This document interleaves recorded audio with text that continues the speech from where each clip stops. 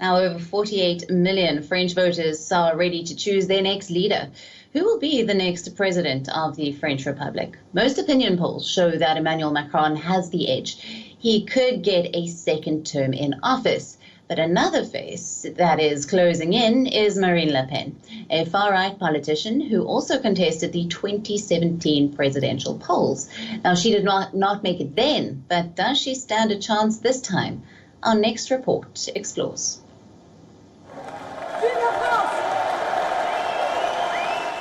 Meet Marine Le Pen, also known as MLP, a lawyer, a politician, and a leading candidate in the French presidential race.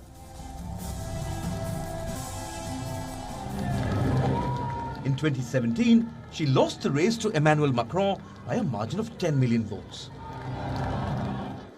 In 2022, the chances of her victory seem more probable. Le Pen herself says she's rising like a phoenix from its ashes. I'm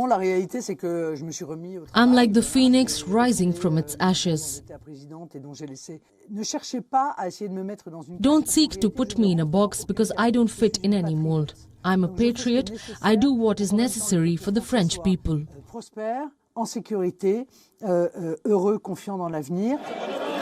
For most of her life, Marine Le Pen lived under the shadow of her father, Jean-Marie Le Pen, the founder of the far-right National Front, and a notorious figure in French politics, known for his racist and anti-Semitic views.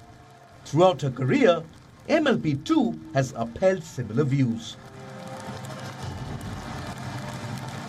She has compared Muslims praying outside mosques to Nazi occupiers. She has been accused by Israel of denying the Holocaust. She has even called globalization a threat to French society. But since 2015, Le Pen has tried to change her image and detoxify her party's far-right policies.